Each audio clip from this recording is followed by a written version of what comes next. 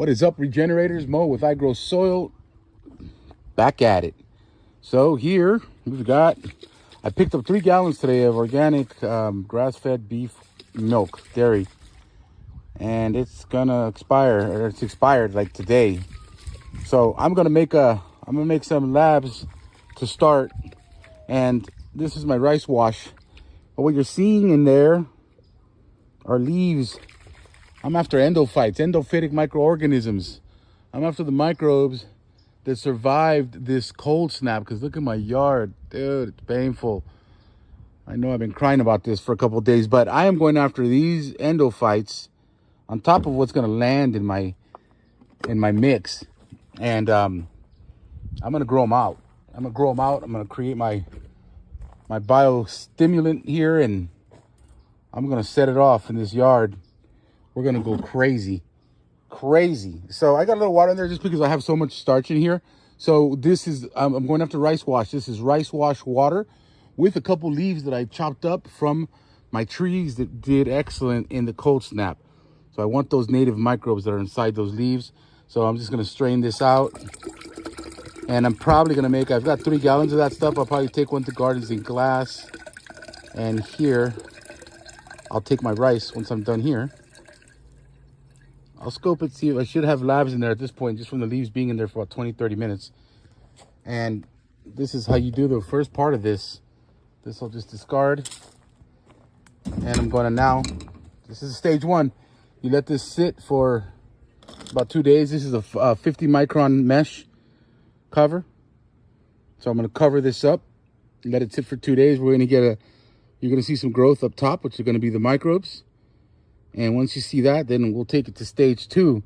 So this is going to be stage 1 of building your labs. You know, leaves are optional.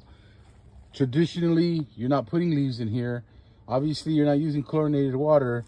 And you're going to cover this up. I'm going to leave it out here because I have no issues out here catching microbes. I'll take this rice, since I'm at it, and go catch an IMO with them. I'll go cook it down and set up an IMO, because now we've pretty much broken our freeze here. We normally don't even deal with freeze, but there's twice a season where I really like to go after IMOs. Right now is one of them. And then when we're nice and hot, 95, 100 degrees, I'll go after the other. So I'll follow up on this. All right. Here we go. Second part of this. Here's my rice wash. I've got about 30 ounces of it. You can see on the top, I've got bacteria forming, and I'm going to put that under the scope since we never do. I've never seen anybody do it. So now I'm going to push this over here, and I'm making super labs. All right, so I'm going to take this, I'm going to dump it in here. Oh, damn, I forgot to hold some for the scope. Well, I got enough there. Okay, so rice wash, spirulina.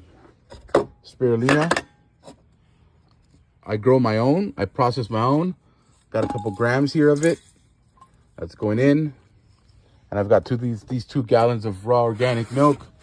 No other reason. And this is what I have that needed to be dealt with. So I'm just going to put both of them in here. So not exactly a 1 to 10. Close, but not exactly. And that does not matter. I've tried many different ways. So I'm not going to mix this in either. I'm just going to let the milk mix in the spirulina. And I will move it. I won't leave it out here because I don't need to get it rained on. I'm going to put a micro mesh over this. I will leave it outside though, just like I cultured my microbes outside. So I'll end up here with just over,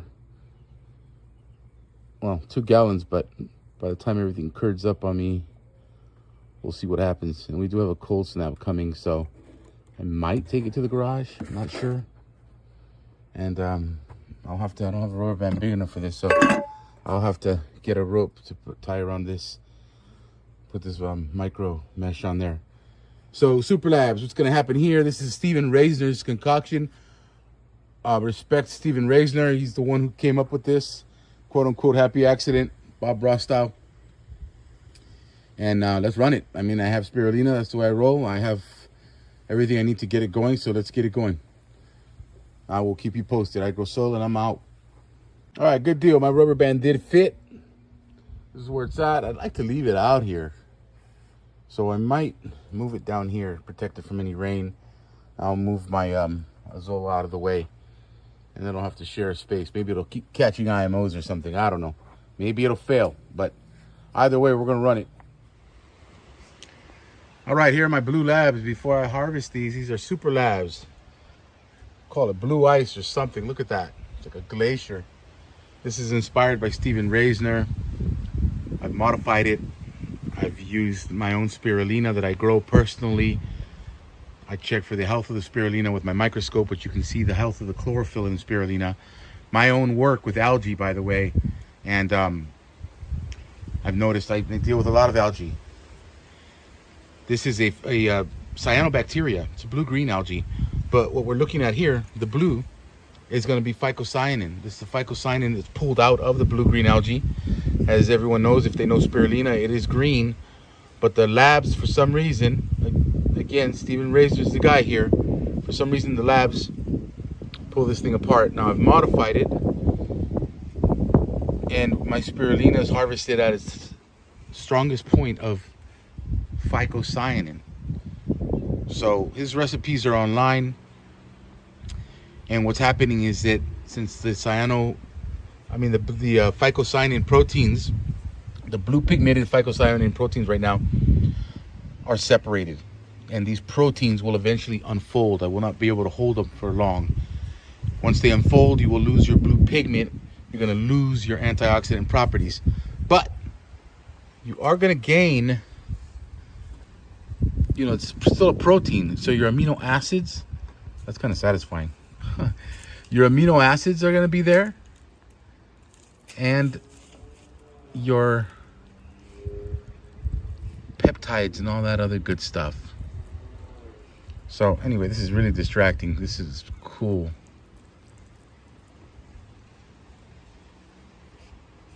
Let's take a chunk out of this.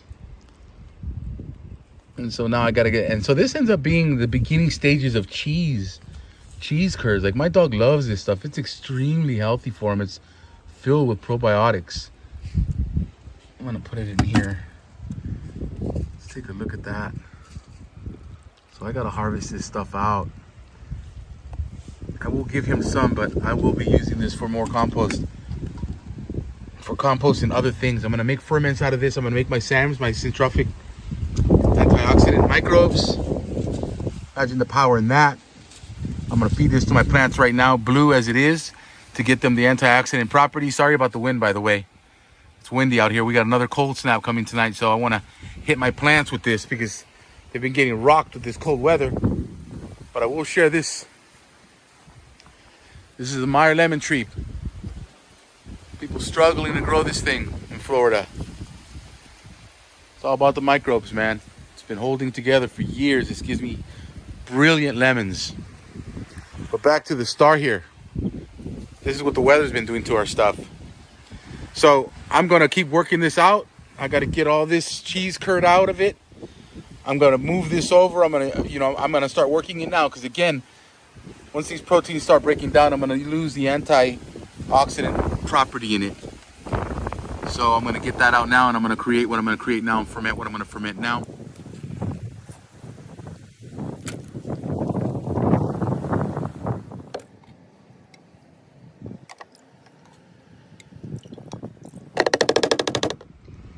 Here's how I'm separating it.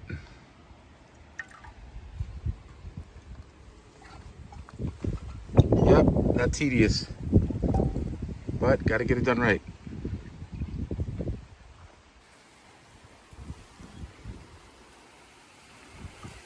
I think I'm gonna make a bokashi with this stuff here. That's gonna be interesting. I've never bokashi'd the curds, so I'm gonna hit it heavy with some heavy bokashi and maybe even some of my compost, just to keep that thing from really funking up. We'll see. I don't know. We can do anything. All right, what is up, regenerators? You've made it to the end of this video, and this is spirulina on board here. We're at 200 time magnification. Spirulina is a blue-green algae, and this blue-green algae eats sunlight. It's a plant. It does exactly what a plant does. cyanobacteria. It's in the family of cyanobacteria, and they are the reason there is anything green on this planet. These are the mother of all living plants. It's also the reason why we have oxygen on the planet. It's called the Great Oxygenation, I believe. Look it up. In this case, here's what I mean when I say that I harvest at its most optimal point. I know that it's at its most optimal point because I've been working with spirulina now for almost 2 years. And one here in Brightfield, I can see how nice and dark green this is. I'll go to 400. And spirulina, look at it. It's a blue-green algae. And it's cool. They'll barrel. They'll kind of twist.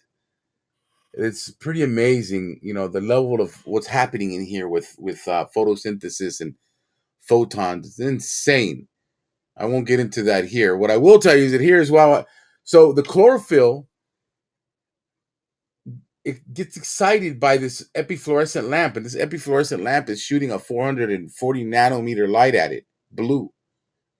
So what's bouncing back is the it's called an excitement or whatever it's called. I'm not going to get all sciencey here, but so when this thing is dying off, these cells will start to fade out and get all weird. Kind of like, you see this cell here? This cell, something's up with that cell. Or maybe not. Maybe it's just the way the light's hitting it. But as they die, I noticed that they would start fading off to like a yellow, and then ultimately it'll become clear and then gone. If I feed it to soil, I'll see that a lot as well. They can survive in the top layer of soil, and they're nitrogen fixers. They push CO2. They push sugar. They do what the plant does. They're taking sunlight and CO2, and they're creating carbon. They're creating sugar. So they're extremely beneficial. They've got the entire B complex, from what I understand, in them. You're going to get like 19 amino acids, all trace amino acids or essential amino acids. So, and it's not tough to grow, but honest with you, it's work though. It's work to harvest it. I hate harvesting it. And the way I prepare it is you have to strain it through, I think I have a 40 micron mesh. I wash it because you got to wash the baking soda off of it. And you need baking soda to get the pH up high. And I'm not sure if it somehow uses something from the baking soda. I haven't done that research yet. But I will harvest it. I will dry it. Then I'll put it in a coffee grinder just to pulverize it. You can just buy it. I just love growing it. I use it for everything. I use it for my compost. I use it for my biology. This is one of my mother cultures that I don't care. You can see this flagellate moving around, which is an indication to me that my pH is not all the way up, which is okay. I don't care. When I was eating it and drinking it, I made sure that pH was at, above 10 and a half. And that was kind of tough. There's a lot of work to make sure that it's up there. But this is why I doubt that these commercial farmers are pushing that hard, because everyone's just like, yeah, you've got it up great now. Anyway, let me not go on a rant here. So this is it. This is what I mean by charged. You can actually, yeah, that's a refraction of some sort. But I mean, it's just bang, beautiful red. So grow your soil, and I'm out of here. If you have any questions, leave them in the comments. And I hope these labs help. These super labs, they're fun to make. The next thing I'm gonna do is I'm gonna wash. I gotta wash them because I don't want the salts in my labs. But I'm gonna wash them and I'm gonna use them fresh, still raw. I'm not gonna dry them out. I normally just air dry them, by the way. So that's about it. Anyway, it's Mo with I Grow Soil again, and I'm out. Peace.